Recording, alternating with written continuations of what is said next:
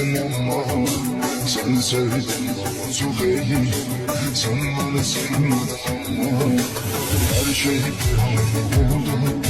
Sevgimiz özüm bitirdin, hayatım karanlık oldu.